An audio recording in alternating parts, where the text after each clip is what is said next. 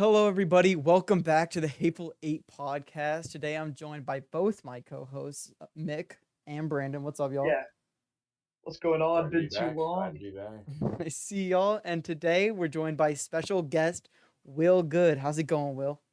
That's right. That's right. I'm glad to be here. Finally glad to make an appearance on the famous Hateful Eight podcast. Of course, we're glad to have you too, bro. Uh, Yeah, this so is our first expansion team on the pod. true. I didn't Mm-hmm. even think about that. Oh, that's so lit.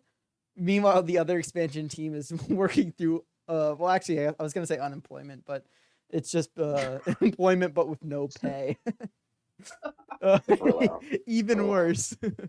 But yeah, so I think we're just gonna there's a lot that went on and is going to go on in week 8 and week 9 of the Hateful Eight. So I think we have a lot to talk about this week. We'll start off real quick. We'll talk about the week 8 preview. Um, Mick, why don't you take it away? Talk to us about a game. Oh, absolutely. Well, why don't I just start it off with the first game that I had pulled up from week 8, which was my matchup between me and Alex. Cinema This game. game wound up being thrilling. Mm-hmm. My team managed to eke out the win, 148 to 132, basically. But man, oh, like was it a close game? Like truly coming down to the wire. James Cook had just an absolute beast of a game. If I'm not mistaken, he put up like well, last time I played Alex, I think is when he put up like 26, which was his highest before this 33 points. So James Cook just has my number this season. And he was also aided by another 33 points from Tucker Craft, which is truly unbelievable. Uh, but as the you know as the game was going, I kind of had this lead that Alex was slowly trying to eat into, and it came down to the point. It all came down to that Packers Steelers game where in that game, if Tucker Craft or Jalen Warren just made like one more catch, one more play, Alex could have gotten the win. Yeah. But I'll take my 8 point victory and survive to the next week. Yeah. No, well, I mean, we're gonna talk about this later, but I'm really high on Alex's team. I mean, obviously, like well, we saw Quinshon Judkins get hurt in the game, and that blew. Like, it was just like a game where it just felt like if just one thing had to go right for Alex, and it just didn't. I mean, the goose egg from Quentin Johnson didn't help. So, yeah, pretty brutal. I Yeah. think I was. Or do you have a thought on your game? Oh, no, no, no. Just agreeing with you. Goose egg from Quentin Johnson. Goose egg from his defense. Yeah. 1 point from his kicker. Just needed a couple guys to make big plays, and they just didn't. They just didn't come for him. Yeah, and I was gonna talk about. I felt the same way about my game, if I'm honest. Mm. It, I mean, what a brutal. I went into the week feeling like, I, like if I were to squeak out a win this week, that would truly be a miracle because I was dealing with Kyron Williams, Devontae Adams, and JSN on bye. If you want to throw in BTJ, sure you can. He was also on bye. Um, but I was like, man, if I survive this week, that's a miracle, and that's gonna be incredible. And then I started getting some. My team gave me some false hope. Um, going in, like I had like a sizable lead over Carson. I still wasn't feeling super confident, but then Mahomes and gosh, who else was it that played in Monday Night Football for him? I can't remember, or maybe it was just Mahomes. Maybe I'm tweaking. Oh, Bucker. Um, and Mahomes had a bad first half, and I was like, oh, maybe there's a chance. And then obviously he put up like 20 points in the second half, and I was like, all right, I guess I'll kill myself. Yeah. But I mean, a point 1.0 what 4 yeah of a difference between us. So this game really came down to the wire. And a pretty brutal loss, but I don't worry, lay down the loss. Certainly not on the ground, not getting back up after this. We are more than ready to keep it going into week 9. Yeah, definitely a tough loss, but Brandon, I'm sure you've got to be feeling great about that win for Carson. True. yeah, I mean my narratives have never been more alive. Making it to 500. It's pretty big for bro.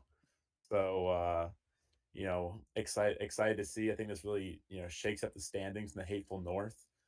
I mean, we got 3, 4, and 4 teams. We got 2, 5, and 3 teams. That one seed has never been more open. So I am looking forward to what happens there. Yeah. No, the April North is really fun. What was I gonna say?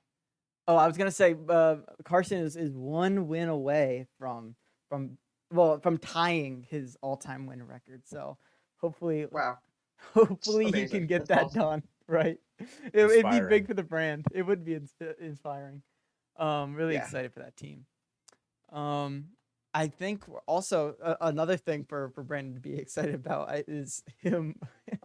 I don't know if he's excited, but I guess you go away from the season. You're like, at least I got a big win in. Talk about that 160 points against Alec, Brandon. Yeah, I mean, leading the week in points for, looking to get back to business next week and drop another 110-point stinker. But felt pretty good, watching Saquon rip off his only good run of the entire fucking year. Joe Flacco stepped on up and Oh gouged a man, shitty Jets team. And what that was was a kind of beautiful performance. Right. the Cinema. only good game of the week, apparently. Not that anyone gives a fuck. Go Jets. Um, the trade that Dylan and I made, Vidal for fucking whatever his name is, the Giants guy. Well, Wandale. Yeah, it was one of those trades where one of us fleeced the other one week, one of us fleeced the other one the next week, and 4 weeks from the advent of the trade, both of these players will be completely useless. So that was fun. I Jalen Waddle. And I mean, there's not a whole lot to talk about. Like, pretty much all my players just did what they were supposed to do. It's the first time they've done that all season. However, to cover for Trey McBride on National Tight End Day, none other than Mr. Kyle Pitts stepped up and dropped 14.9 points for me. Bro, Kyle Oh, Pitts is having a good season. Changed my mind. Yeah, For a tight end, it's not terrible numbers. I'm proud for the boy. He's finally had his yeah, breakout year. absolutely. it was Back-to-back games great. for him. Yeah, back-to-back really good games from him in terms of like just getting receptions, like 7 receptions and then 9 receptions. Like Oh, it's beautiful, we started to see honestly. that a little bit last year with Kyle Pitts, and I think everybody genuinely hopes the best for him. Right. Yeah, I agree. Um, but there's not really a whole lot to say about this game other than this is probably the only time we're going to see this season. So take it in now and enjoy it while we can. Um, and yeah, like I said, looking forward to going back to being asked next week. Um, but very very exciting to lead the league in points for a week. Kind of like Christmas came early for your boy. So fun week of fantasy for me for sure. Let's see here. Will, you want to talk about your upset win over the numbers game? I mean, similar boat to you, right? I had whatever it was, the lowest scoring game, like 80 something points. And I was just feeling like, man, I kind of hate this team. Like, no one's doing anything. And then Brees Hall goes and drops 32 points. Bang. And I was Awesome. so happy. I didn't watch the game, but I see him, the final whatever play, and he's throwing a passing touchdown. And I was like, oh, I'm hitting big. So I want to give a shout out to Brees Hall. Truth. Fantastic game. And then Michael Pittman, too. Honestly, he has been Mm, probably my best wide receiver, like consistently. He's always putting up at least 15 points. That was a solid yeah, pickup. Yeah, Lad McConkey is all right. He's also doing quite well, but really it was Brees Hall and Michael Pittman putting in the work. And then Drake May. I'm on the May train too. It doesn't help John that he also, Baker Mayfield scored 4 points. Yeah, four. Yeah, four Yeah, yeah. points. But I don't know. It feels good to finally get in a win. I mean, given I think Brandon and I are the bottom feeders right now. So yeah, it'll probably be next week. Hey, bottom feeders with statement wins. Okay, statement. That's John was the true. number one team last week, And we all knew he needed to be humbled a little bit. And what better way Truth. than with the lowest scoring offense in the entire league? So Yeah. Dare I I'd say Will, let me I'd tell say you. it was in the numbers? Will and I did our part. Will and I did our parts this week to It's shake the up the league. numbers. Yeah, Will, I Yeah, gotta tell right. you, I see the vision with your team. Like True. I was looking at specifically your wide receiver trio of Pittman, McConkey, and then Nico Collins. And I Fun. think you have kind of this really underrated group of guys that are all capable of putting up 20 plus on any given week. Plus Gibbs, plus if this is the turning of the corner for Brees Hall and maybe he carves out a role with the Jets, maybe this gets him traded to another team, right? He's in a lot of trade rumors. Maybe he finds Yeah. a new spot. That would still open up for opportunities for fantasy. I think for a 3-5 record, I see the vision. I see the path. Yeah. It's there. A few wins aren't out of the question just yet. I'm feeling better and better as the weeks go on. And like you said, like good wide receiver trio. Running back 2 I think is Etienne, which could be, it leaves a little bit to be desired, but Jahmyr Gibbs puts in the work. You're saying it would be, I was gonna say, I think yeah, Gibbs and Hall. That's awesome. Yeah. Yeah. Yeah. So I'm feeling pretty good. Looking forward to next week. So it's Alex and I. We'll see. Yeah. I This think could we'll be big, Will. You could probably claw your way up and get to 500 with a couple lucky weeks here.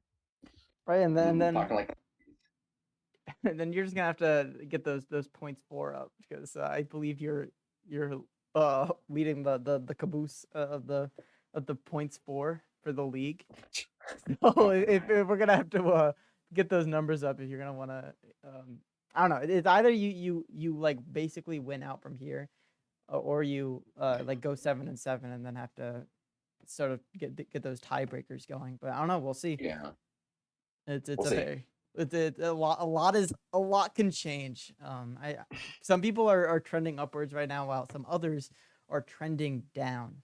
And I think so. We'll just talk about real quickly the last game since we've talked about every other. Enzo versus Audi, and Enzo really could have done anything this week as long as the people on his team had 2 legs and could catch a ball. Yeah. Because because as we've said before, Audi's entire team, it didn't even matter that he started Lamar and then Lamar was ended up not playing because his entire team revolves around Amon Ra and Puka, and if they both weren't playing, so there was no chance that Audi was going to be able to string a win together. But I don't know. I mean, Audi will continue to be in the race just because he has Lamar and George Kittle and that insane wide receiver duo. But his team easily has like one of the weirdest, in my opinion, one of the weirdest like builds in the entire league. Yeah, so the viewers at home, don't worry because Audi is currently getting a bounce back win by shitting all over my fucking awful team. Lamar's sitting pretty with a good amount of minutes. For all you left in the Audi third fans quarter. out there, fear not. For all you Currently first sitting on down 25 syndromers. points. Yeah. No, Lamar but I do Jackson I currently want to give a shout out looking to slip. to I was gonna say, we can talk about, the state of Audie's team is something, it'll be interesting to see how it progresses, like with the build you're saying. But I think we gotta also give a shout out to Enzo, whose team is like they just kind of quietly putting up good numbers, and Yeah. I think that Rashid Rice trade is gonna prove to be invaluable. I had my thoughts I at don't the know. time. Yeah. That killed me. But yeah, his team is kind of just progressively looking better. So I think he'll be able to you know make a really good run at that 1 seed, maybe try and lock it up early. Who was the trade, the Rashid Rice trade between him and Was it Alec? you, Will? Oh, was it It you? was me, yeah. I Oh, got Yeah. who did I Will. get? Hunter Henry and someone else that I think I dropped. That is not good for the brand. I'm not gonna lie. Okay, wait, I found it. Yeah. It's oh wait, no, that's just him changing because fucking Enzo loves to change the nicknames of his players. I can't find the trade, but yeah, no, that is not shaping up to be the best trade for Will, unfortunately. Talking about trades, though, Oh. Nick, why don't you Yeah, let us know about this trade between you and John?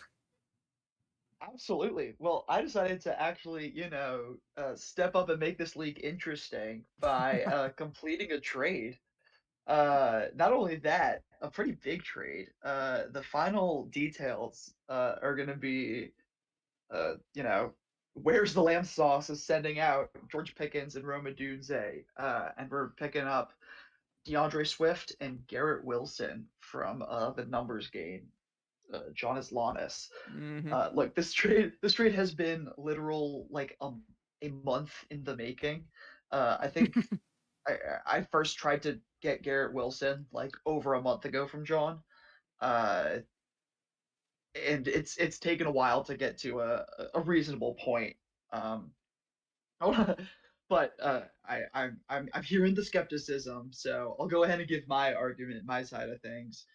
Um, my roster, I have both CeeDee Lamb and George Pickens.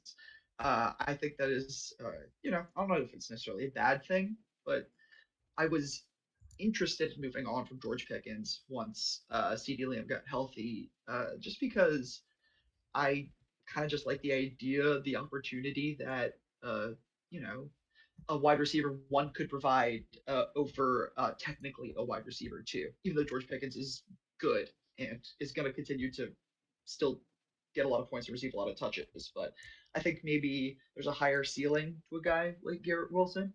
Garrett Wilson was playing really well before he got hurt. Um, I don't Mm-hmm. see a reason why he won't pick it back up. Plus, the fact when I was looking at Garrett Wilson's schedule, the Jets have a pretty damn easy schedule for the rest of the year. And that was something I was considering. I think that, again, I see this higher ceiling to Garrett Wilson than I do George Pickens, even though George Pickens maybe has the better floor.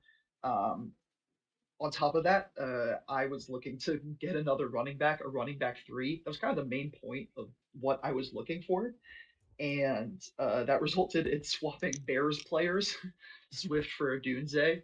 Um, John wanted a wide receiver. I like Odunze. He's cool. He's also got he's got a good ceiling. Like but my kind of ultimate reasoning for that was I just wanted a running back, and I felt okay giving up Odunze in that spot for a running back. But I think ultimately I trust DeAndre Swift more than I trust Caleb Williams. And uh, if there's some part of the Bears offense that I want to trust, I would rather trust their running game than their passing game. So I walked out of this trade feeling pretty good. My kind of little thing I wrote down in my notes was feel great about the guys I brought in, but sad to see the guys that I sent to John go.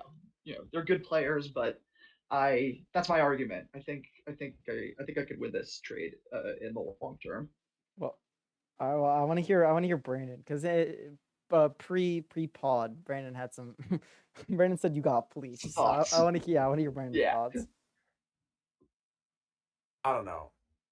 It's like the the Cowboys have been airing it out the entire. It's which they, I think they will just continue to do outside of Dak getting hurt.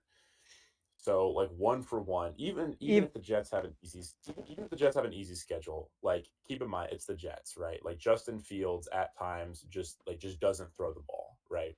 Whereas we've seen the Cowboys do it. So if we literally go one for one, right? Like Pickens is better than Garrett Wilson, and then like even I understand going for a running back three, but if you're looking at like mixed general like playoff strategy right now, I would say you're probably good. You've got a good team. You're probably going to get in, right? I'm not really sure you need depth when you have Christian McCaffrey and Javante Williams. Therefore, I think having Romo Dunze is more valuable. Um, However, comma, I really was just trying to like hate on you. So it's not entirely. But I don't think this is like the worst trade in the world. I don't think you got like fleas necessarily. I just think it's funny that like John finally like got rid of Garrett Wilson, and it was to you.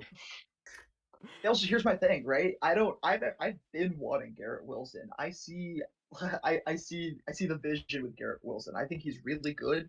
He had 2 weeks where he put up like 4 points and 9 points, and the rest were 20 plus. Like, uh, I think in general to me that means Garrett Wilson is more of like a 20 plus player.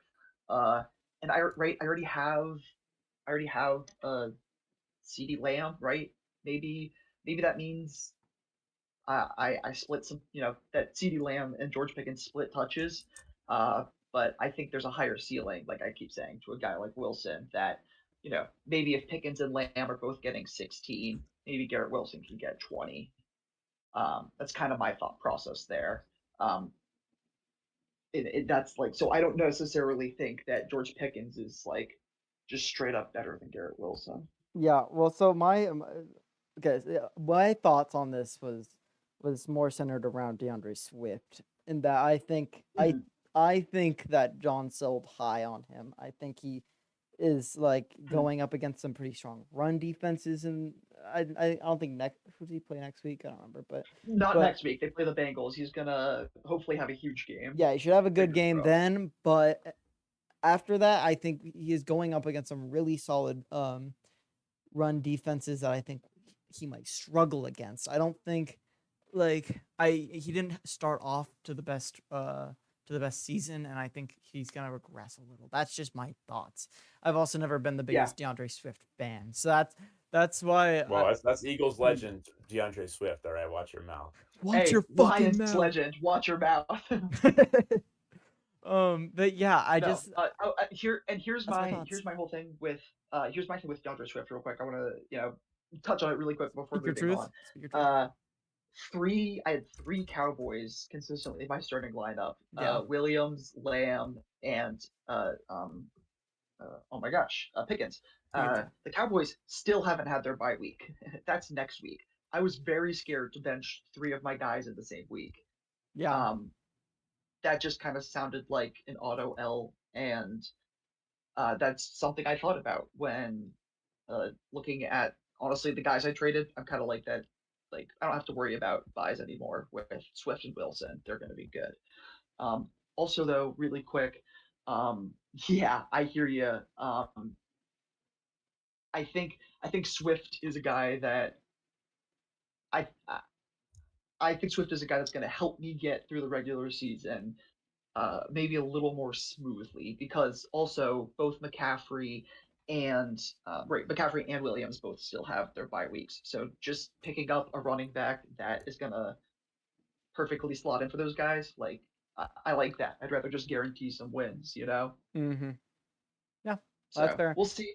I think it's a high risk, high reward trade. Well, I like that. I think moving on, I have a take on the league, and I know mixed thoughts, but real quick, just so I understand where everyone stands on this, I think Alex has a top 3 team in the league. Brandon will just thoughts real quick on that, and I can give my reasoning after that. I think Will should go first. I mean, the top 3? I think he has a top 3 team in this. I think Chub Club is a top 3 team in this league. I mean, just look. I mean, on paper, right? This looks arguably like perfect. Herbert, Cook, Warren, Justin Jefferson, Drake London, Tucker Kraft. Like, I mean, he's got a pretty good starting lineup here. Got some good people on the bench. But just top 3, I don't know. I mean, I'm playing Alex this week. We have about the same points predicted, but I don't know. Top 3? I might have to slightly disagree. I think he's got top 5, but okay. All right. Well, Brandon, thoughts?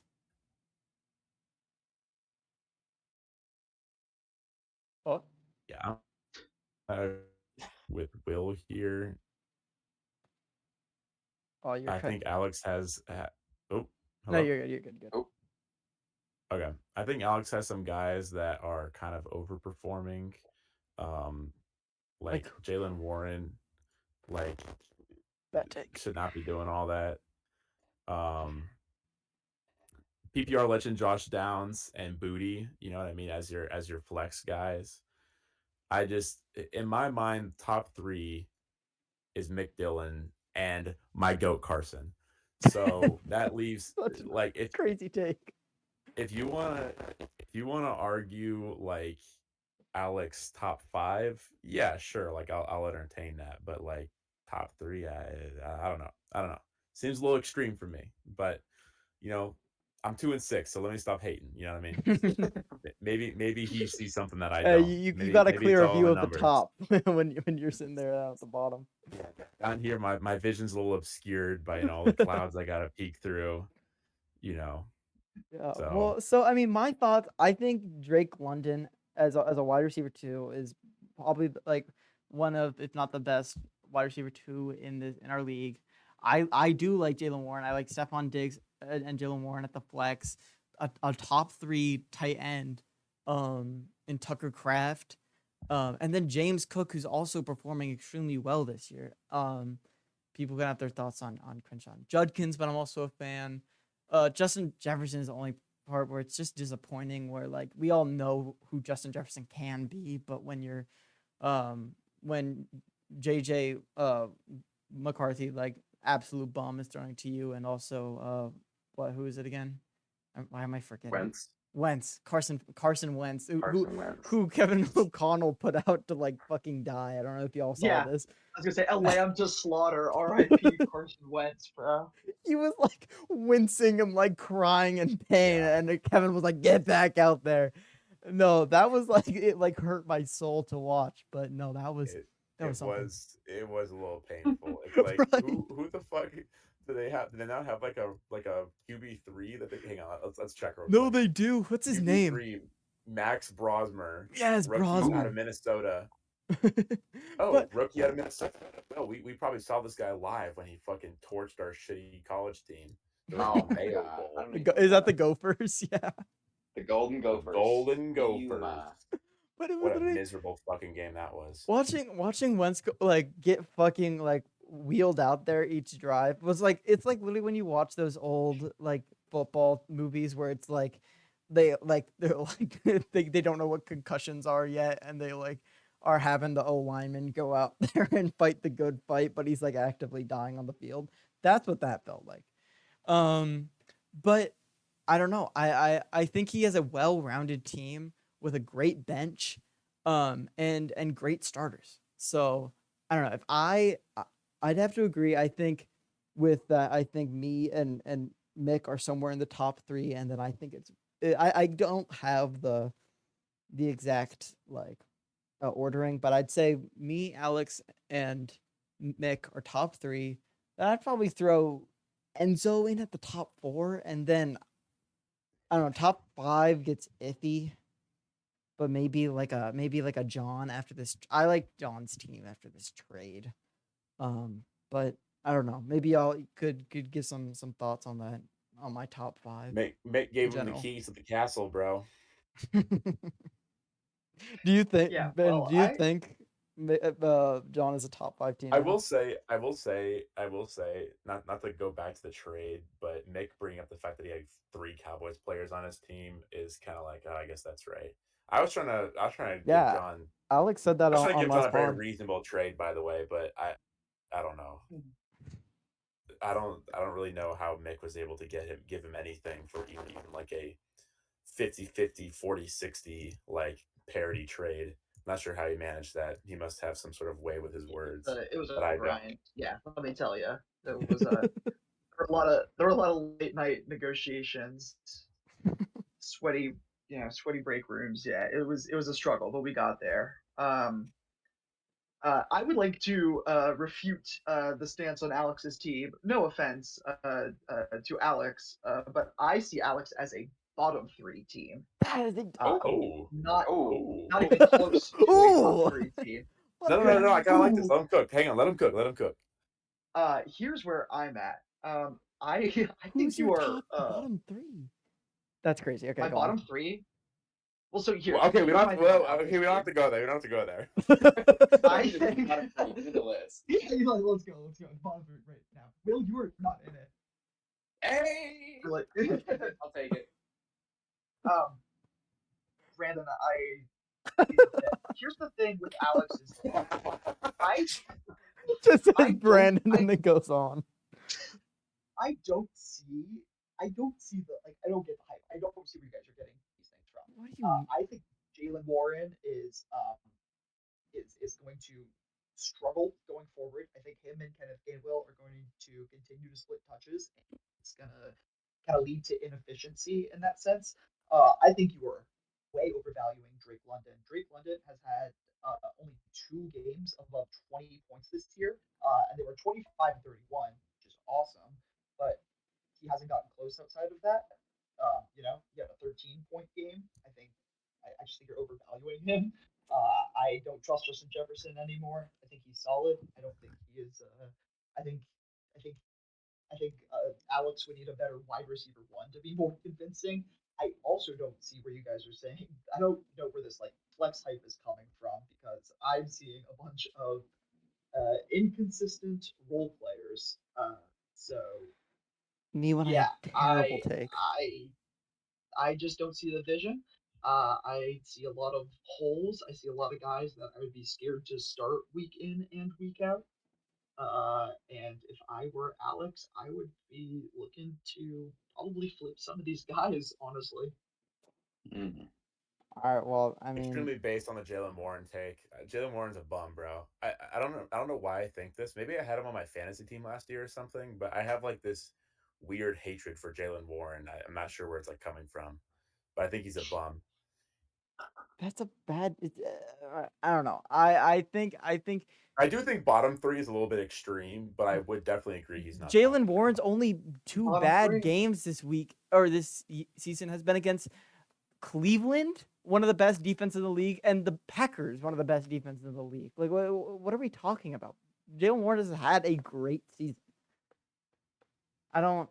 Yeah, Am I, he's am had I, an okay am I Great- taking crazy Great pills? is over exaggerating. I just think it's a little. I think you're a little overhyped. I think you're. Yeah, I think you might be taking the crazy pills, Dylan. Oh my god, bro. Jalen Warren is like the perfect guy. This is like the kind of guy where you're like, wow, he is like blowing it out of the water right now. This is not going to continue. Like, let me go pawn this guy off immediately. And then you like hit up John, and John is like, I'll give you David Montgomery if you give me Justin Jefferson and Jalen Warren. God, why does John keep David Montgomery around, dude? He has like love for like the weirdest players. But okay, then I look you respect running with with David Montgomery, even if he does like kind of suck now. he does. He sucks. But okay, Nick, give me your top. I don't know, 3 or 4, whatever you're Okay. feeling. Okay. Yeah. To to toot my own horn and to talk of echo what others have said. I have both me and you, I would say, up there. And I think we're underestimating both Enzo and John. I think either one of those guys is the third strongest team and the other guy is number Mhm. 4. I think right now the way the standings are pretty accurate. And I think they will kind of continue to remain accurate. I think it's really gonna. I think I think these just might be the top 2 seeds this year. I think these just might be the 4 strongest teams heading into the playoffs. Damn. So me, you, Enzo, and John. Yeah. All right. Give me your spicy top 5. Who's that? Who's that 5th team? Carson. Ooh. Carson. It's not Carson. I gotta be so honest. I Will. I see the vision with your team. Like, if you What can I get say? Nico Collins, Michael Pittman, and Lad McConkey all to just like lock in, Travis Etienne coming off the bye, ready to Travis start Etienne the coming off running. the bye. Eventually, it'll be Gibbs and hopefully Hall is like Dak and like is accurate with those numbers that he's putting up. Like I see it. I genuinely see a world where uh you start putting up like 140 consistently. And also, I mean, yeah. oh, sorry, go on. Talk about your team. No, you're good. Yeah, I mean, like again, on paper, like all of these guys should be putting up at least 15, especially the wide receivers, 15 points every single week. It's just like Ladd McConkey wasn't getting a lot of touches at first, and now he's starting to get more touches. Nico Collins, had a concussion. Supposedly he's fine now. So it's just like consistency. That's the big thing. And then like tight end position isn't super strong. I will say Brandon Berger's advice about starting what's his name? Dallas Goddard turned out to be the best decision I've probably made all season. So I don't know. I mean, I'm hoping for something too, because Here's a going for little 80 fun fact points for you, on Will. 40 is what's up? What's up? Dallas Goddard is currently tied for most touchdown receptions this season. Ooh. Bro. So Oh God, the He's Crazy. The Eagles are actually starting to get the Bloody pass. Eagles. Oh God, cry Eagles cry, bro. I'm gonna kill myself. Well, What are you gonna say? sorry, nothing. I was gonna say we were gonna talk about the Eagles anyways. Oh yeah, we can talk about the Upcoming Eagles. Yeah. Giants. In the Eagles Giants game. Yeah. Take us away. Take us away to the Giants Giants check-in. No. Check-in. everyone's favorite Giants segment. check-in. Everyone's favorite segment. I just want to start off by this. I was doing some research right before this, and I was trying to figure out what to say. And coming across, I saw a headline from 12 days ago from Jordan Brannon, who's the Giants lead beat reporter, and the headline again from 12 days ago were, and I quote, "The vibes are unusually high for the Giants." Oh, oh, Jordan, how things have changed. Yeah, gotta start off. Get well soon, Cam Scottaboo. Love you, goat. Yeah, not unfortunate. Yeah. Moment of silence. You can pause injuries the are just pause the Yeah. pod if you need to. But please go on. Yeah. Thank you. Yeah. Please look, shut the fuck up. no, yeah, it just sucks. It's like injuries are just the worst part of football. It's just like, again, it's like the article said, the vibes were unusually high, and yet we find ourselves at 2-6. In 8 of the past 9 seasons, we've started off with a record of 2 or 6, or worse. So we've had 8 miserable seasons of football, and this is trending to be in that direction. That was a very, poor effort once Scotty went down, but I also don't blame the guys for losing a game like that. It's just unfortunate the way it goes. But kind of coming into it, I think I'm going to take a football thing, a football related point, and then an NFL officiating point. Who the Uh, guest? so firstly, Shane Bowen just pointing out how much of a just horrible Terrorist, perhaps, is the word you're looking for. Yeah, as to go so far. Shout out Giants. I think it's Giants Nations show on Instagram, and I was looking at this post that they had talked about. Dexter Lawrence coming into the NFL was a nose tackle, right? Mhm. And I actually was just doing some research before this. I'm like, what the hell is a nose tackle? As I learned, nose Lines tackle is the guy that lines above the center usually. So yeah, there you go. You're in the know. So that's what he does, I didn't right? do that. Yeah, there you go. There you go, man. Now you know. That's his job, and he has steadily been taking way less and less snaps at nose tackle, right? Does he line up with the 3 tech, I Winston- assume? Question mark? Well, so if we, well, so yes, 3-10, yes. Yes. I had to think about that. Yes. No, you're good. And that's how we've been running it, and it just it's Shane Bowen's base defense, and like I said, it's taken him, his snaps and nose tackle are way down, and very coincidentally, guess what? All of his other stats are down, right? His percentages in terms of just rushing effectiveness and pass rushing effectiveness, all of these things, all of these numbers are down. It's just literally statistical proof of what our eyes are showing us, which is that Dexter Lawrence is being played out of position and he's not being utilized in the right spot. I didn't even know there was data behind it until I looked into it, but of course there's data behind it because that's what we've been seeing as Giants fans for the past several years now. It's just frustrating and, one small part of the larger issue that is the Giants defense. Uh, so yeah, just shout out Shane Bowen for sucking at his job. Truth. And I literally put in my notes, refs in the Giants game, ... let's talk. Yeah, I'd love to talk about that. Tom Brady I on would kind of just like to open the floor, yeah. yeah, Tom Brady on live on television said that the refs were 0 for 9 on calls for the Giants that day. You know how absurd it is for an NFL announcer to be talking about, like, usually they're like, I don't know if I agree with the refs on that one. It was so atrocious that Tom Brady actively just went out and said they're calling a terrible 0 game. for 9. Yeah. Yeah. It was It's crazy. Yeah, I don't know. As it's an Eagles honestly, fan, what do you think? I will say, so you guys know, like, I am personally of the opinion that there is nothing wrong with the tush push. However, the officiating around the tush push has been bad to the point where I genuinely am starting to believe a conspiracy theory I have personally made up for myself, that like they're being told by the powers that be to like fuck up the calls so that it does get banned and then they don't have to worry about it anymore.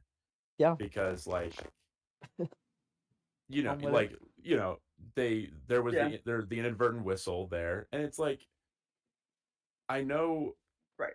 it probably is a tricky play to officiate, but also, is it? You know what I mean? Like, is it really that difficult? It's like any other QB Right, You know, sneak. Am I taking crazy pills? exactly. It's a fancy QB sneak, right? So the normal rules apply. Again, like the play is dead at the whistle, but the whistle shouldn't have been blown. So But also, obviously there like, was. you could hear on the replay that the whistle was clearly like blown after the strip. So Yeah. I'm like, they're like one of the announcers. I don't know who Tom Brady was announcing with, but they were like, you can't hear the whistle on the replay, so there's no, like, and they're like, well, we could hear it on TV when they played it again before commercial. Literally And it, 1984. I was like, am I taking? No, literally, it was insane, and you could clearly hear the whistle, like, after the ball was on the ground and being scooped up by, like, Brian Burns or whoever it was.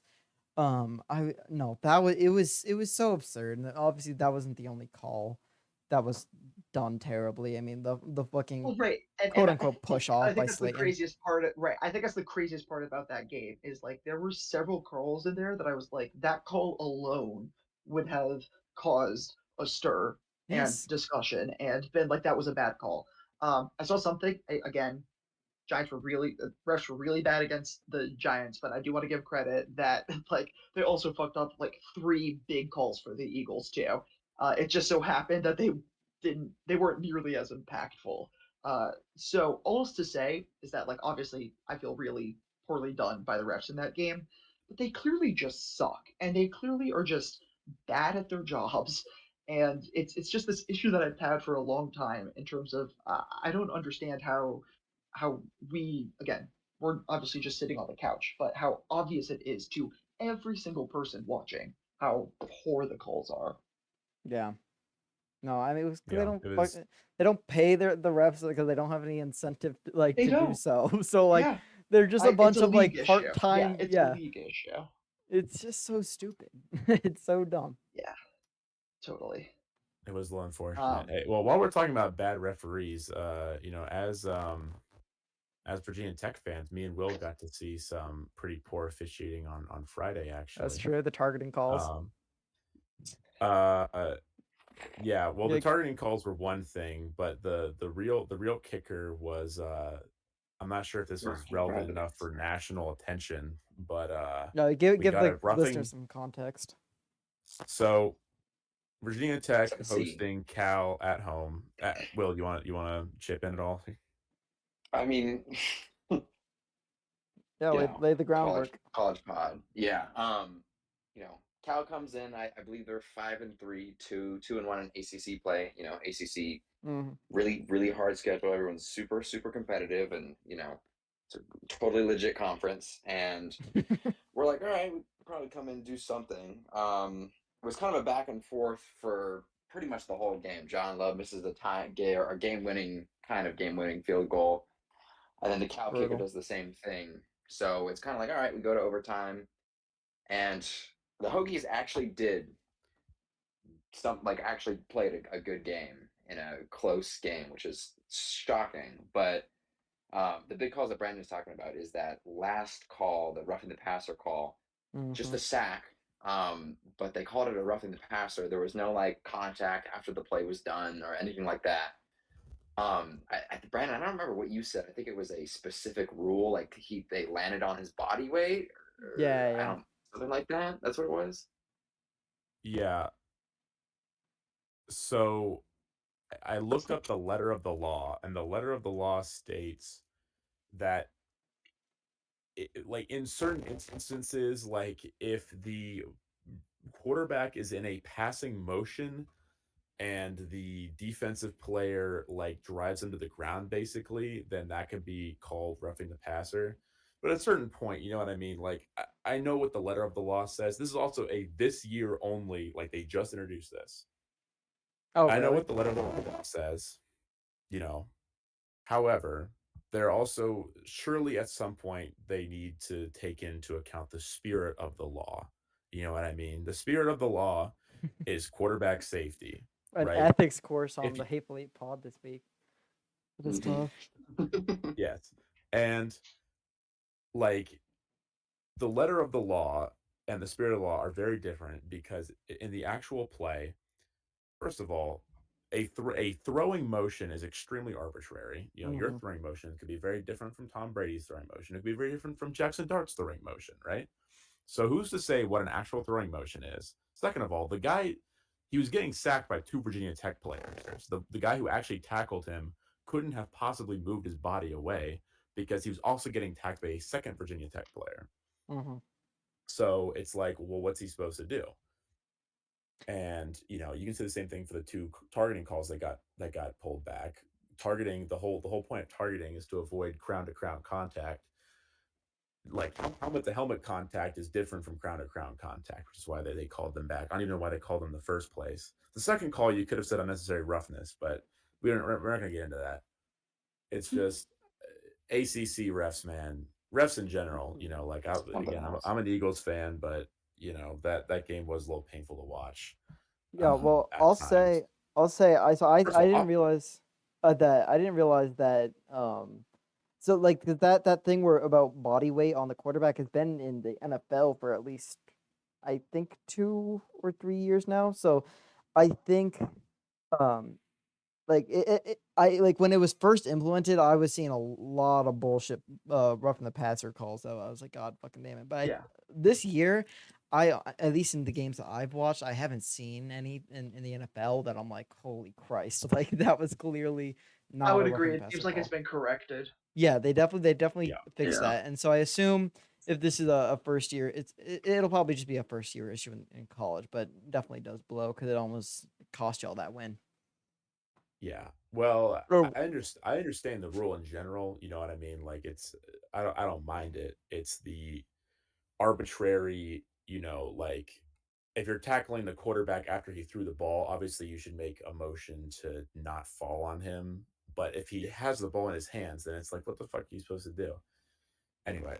Oh, and also offensive pass interference. You know what I mean? Like we got the call on what's his name. You know, the Eagles did on Sunday, and I swear to God, I saw the exact same thing happen to the Exact same exact same one. defensive player, like against the Broncos 3 weeks ago, and there was no call. So I'm like, what what constitutes a push off? What isn't a push off? It's like either the thing I saw a couple weeks ago is OPI, or the one I saw on Sunday wasn't an OPI. It's just there's no consistency.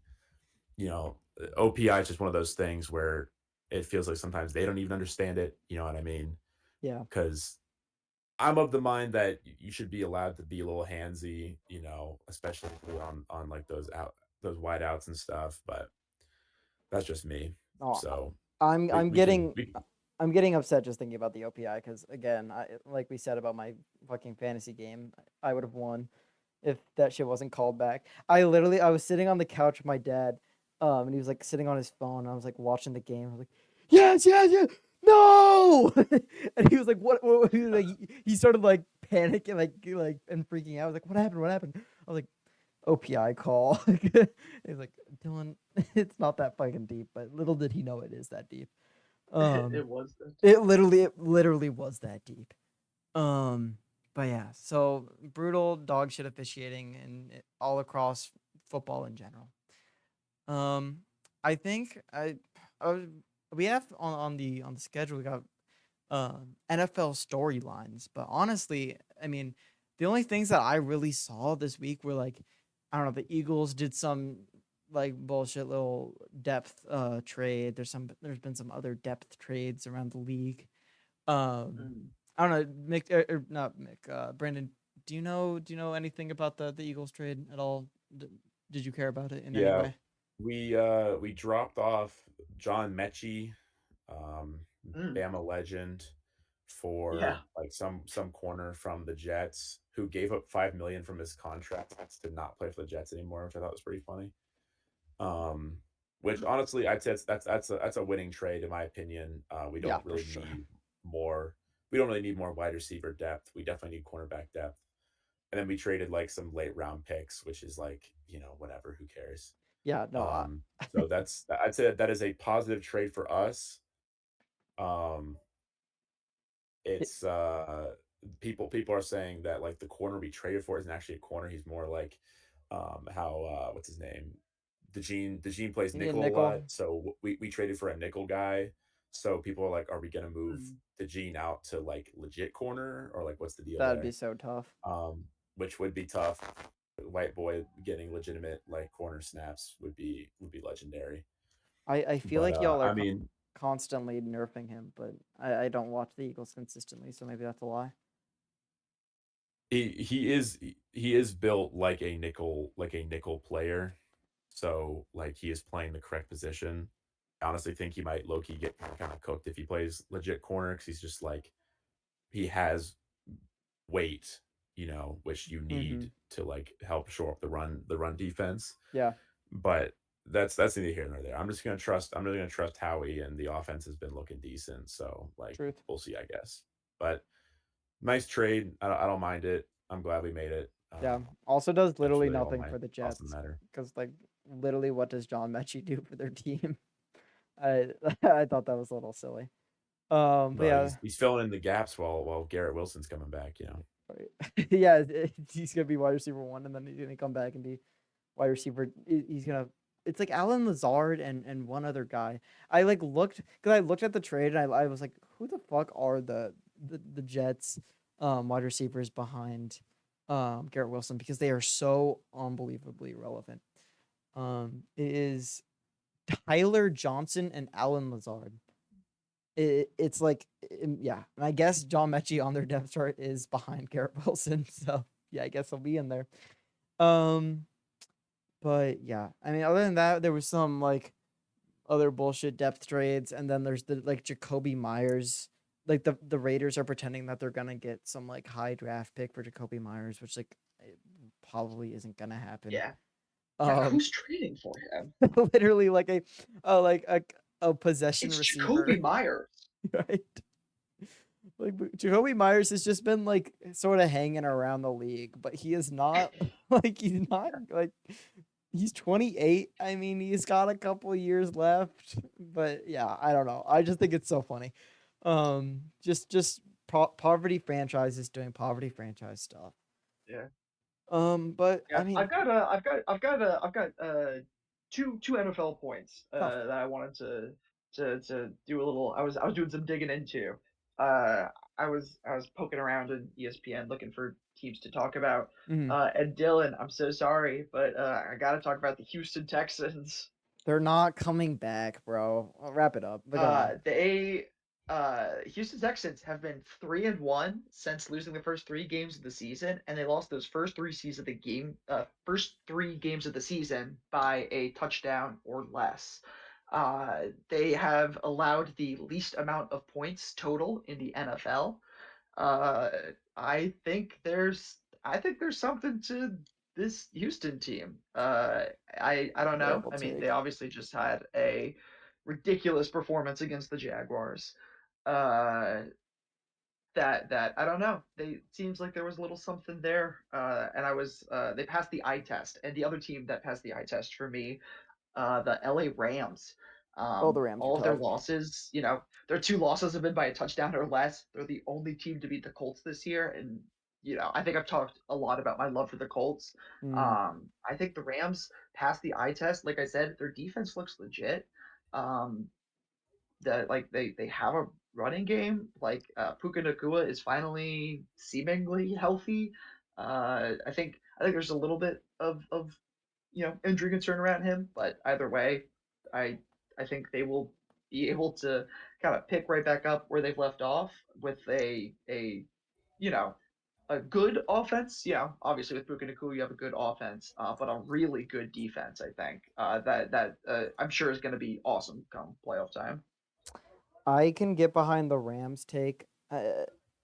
Maybe this truly is my AFC South bias, but the Texans have objectively the worst offensive line in the league by far. No bars held. Like it's absurd how bad their offensive line is, and I can't get behind any Totally. team that can't win in the trenches. So that's my take.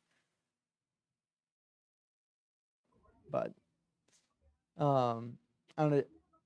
Other than that, I think we'll just quickly go on to the Week 9 preview. And why Mick? You started us off on the Week 8 review. Why don't you take it away for Week 9? Absolutely. I can't give the listeners the goods yet. Why don't we can take a little live update into first down syndrome versus MAGAquon, Oh yeah. Brandon and Audie, in which Lamar Jackson is just quietly putting up a masterclass 25.7 points, just off to an absolute heater, plus a solid 17 from the defense. Ravens defense right now has allowed 6 points, an interception, 2 sacks, and 2 fumble recoveries. Yeah, that So hurts. Brandon, I would bet would be kind of happy with 14 from Jalen Waddle, but then you see, 26 and 17 from a quarterback and a defense. Like, well, Yeah, that's pretty brutal. I don't know if there's. I think Brandon is too defeated in his team to really say anything about it. But I don't know if you have any thoughts. What? Well, I'm starting Ty J Spears, and the road to 110 points starts now. I'll see Hey, you guys whoa, at the end whoa. of the week when I get blown out by 50. Tajay Spears is on the up and up. 17 points last week. He's gonna keep it up, bro. Trust the Titans are on the up and up. I mean, there's enough bullshit going on in the league right now that I'm still, funnily enough, I'm still not out of it, but I'm like low key out of it. I'm kind of cooked. there's always the toilet bowl. True. That's true. There's always that. There is always that. I'm sure my girlfriend would love to see me do the fantasy league punishment, so I'm not even too upset about that whole thing. It's just okay, like the amount of bullshit that fucking happens to my shitty ass team, that it doesn't even matter, right? Like the amount of points I get spanked by doesn't even matter. Like last week, CMC puts up 6 points. The week before that, he dropped 35 on my fucking dome. Right? it's like what's the point of doing that, dog? Like Mick, No, how I much did know. Mick beat me by that week? Mick beat me by 60 points that week. Yeah. Like I did not need that. It's like that Superman clip where it's fucking Lex Luthor. He's just yelling more. that was 1A! 1A. I was like, damn, bro, like the fuck. Yeah, I don't know. This, uh, I don't know if I'd say it's a 26% chance of losing. But, I mean, we'll see. Maybe Trey McBride has a fucking Taysom Hill week, and he puts up like 50. We'll see. Um, but yeah, I mean, it is against the fucking Cowboys, so we'll see. true. Honestly, like, and the Cowboys have, like, like the Jaguars last year were the defense of the team that's like, if you have anyone on your team going up against the Jaguars, it's like immediately start them. It could be like someone like deep on your bench that's like put up 5 points each week. Start them and they're gonna put up 20. So and this year it seems to be the boys. So I don't know. We'll see. Um, but I don't know. I'm very excited for this week because I think we got a lot of big heavyweight matches going on. Whether it be me and Mick fighting for the 1 seed in the Hateful South, or whether it be Enzo and John fighting for the 1 seed in the North. Um, so I mean, two huge games, and then not to mention we got Alex and Will. Will, why don't you talk about this game? But this is a big game just for you guys are both 3-5. You're looking to not pick up a This is for loss. pride. I mean, it's a big game for keeping yourselves in playoff contention. So Will, what are your thoughts going into this week? Low-key, I'm probably gonna get cooked. Like, I mean, I'm looking at it right now. Like, Travis Etienne has not done anything for me. He's put up like maybe I think his best game was what? Let's see, 20 points. But otherwise, it's been in between like 10, 15 the last like 3 weeks or so. I don't know. He's been kind of on a downward trend.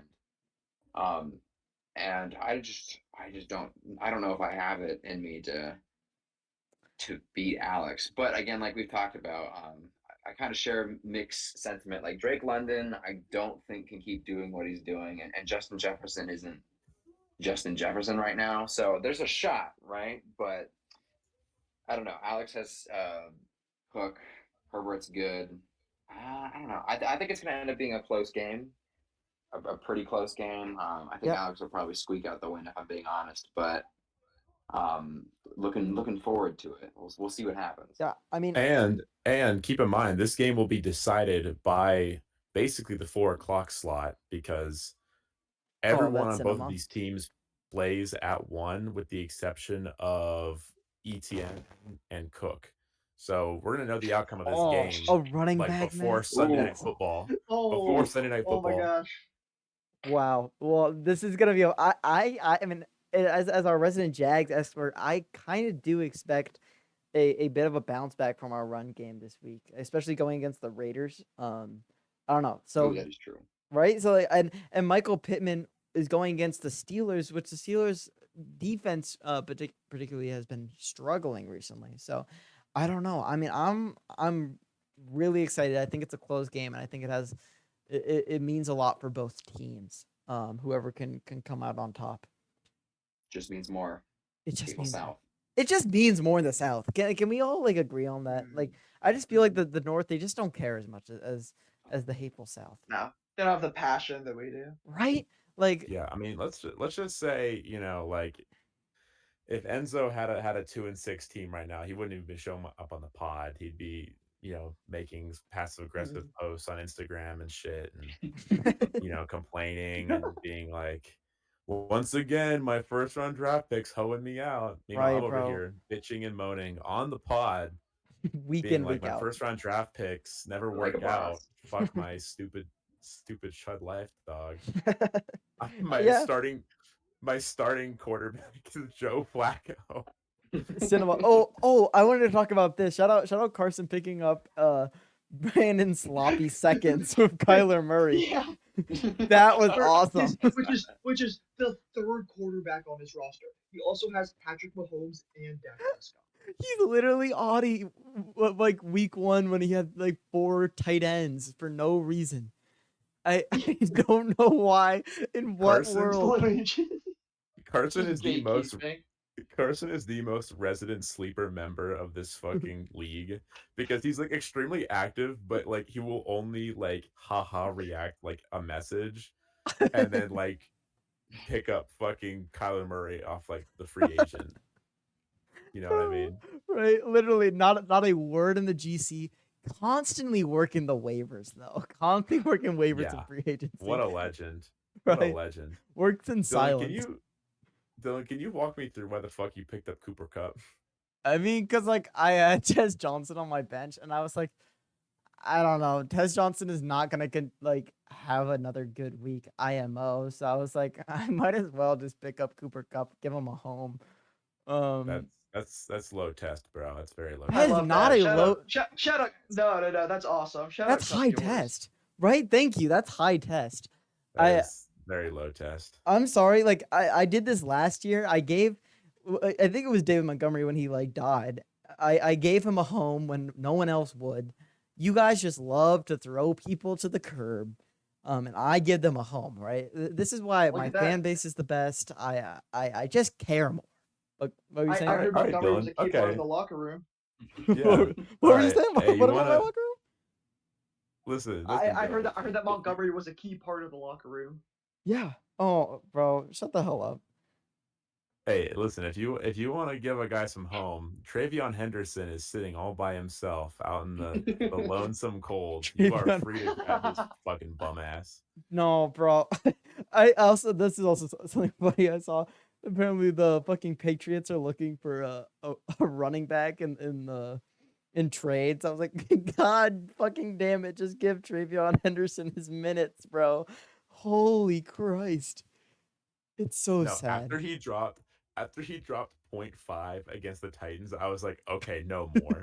Like, I'm sorry, bro. Like, it felt like the last scene in fucking Of Mice and Men when he shot Lenny or whatever the hell his name is. Yeah, You like know what I mean? It's like Toy Story like- when he drops it's like- Andy. Yeah, MAGAquon, I want to see the rabbits. I was like, yeah. Look at the fucking rabbits, dude. It's curtains for you, buddy.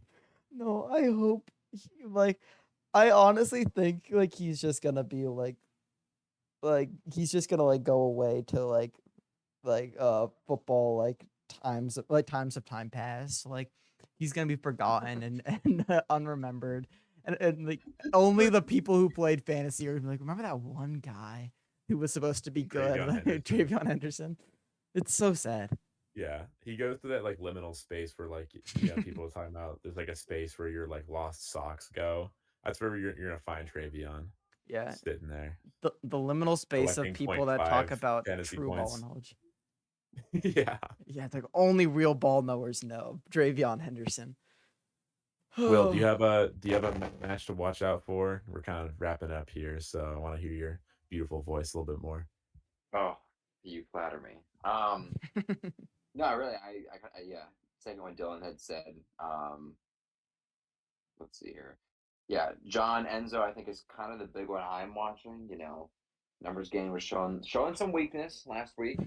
Thanks to the great LovinThielen team, but I don't know. He's posed to supposedly win, but Enzo's had a good run, so I think that'll be my game of the week, and then also just again Mick Dillon, seeing who's the top of the crown here.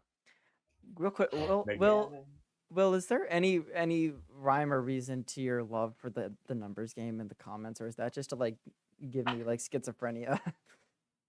Well, you know what? You guys listen, like the John hate at first I was just like, what's going on, man? Like this is like my comfort character. And then I was like, you know what? I'm gonna take John's side. And then John gave me like the worst trade. I can't even remember what it was. There's been at least 2 trades where I'm like, I'm not like it was like Charbonnet, I think for oh wait, actually no. It wasn't Charbonnet for Samir Higgs, Gibbs but for Zach Charbonnet. I don't really remember, but all I'm gonna say is that it was in the numbers until last week, and now I'm Now I'll you're still be done. a You John dropped him. supporter, right? But like, I don't know. I'm Yeah, I hashtag mean your John is loyalty. freed. Your loyalty actually- wasn't I have- rewarded. I have the scoop as to why Mason was saying that. It's because Mason said they were gonna keep commenting hashtag free John till it's backwards until he appeared on the podcast. Yeah. And he to did. which I then informed Mason that by the time they started commenting that, he had already appeared on the podcast like 3 weeks prior. So they were just doing it for no reason. And then when he finally did, no, I was like, I literally thought I was like my early onset schizophrenia was like occurring when I got like the comments. It was like, it's backwards, and like John is free. I was like, what's happening, bro? What is happening? Oh, But what I do with Mason is like, he doesn't like, he's not into fantasy like this, but I'll give him the highlights and then I'll be like, all right, bro, we got to think of like a comment to like put down. And like ever since John's been freed, we're like, oh shoot, bro, like what are we gonna put down? Because like there's no like enigma anymore. It's like everyone's got their place. yeah, So we'll have to draft something up. I don't know. yeah. Go back to the thing take. I'm very excited to open up this Spotify for Creators app and see whatever comments you guys put on next. Well, I think that's a pretty solid place to end off. I hope everyone make sure to set your lineups if anyone is still listening to us at the very end of this pod. And I hope everyone has a solid week 9. See y'all later. Peace.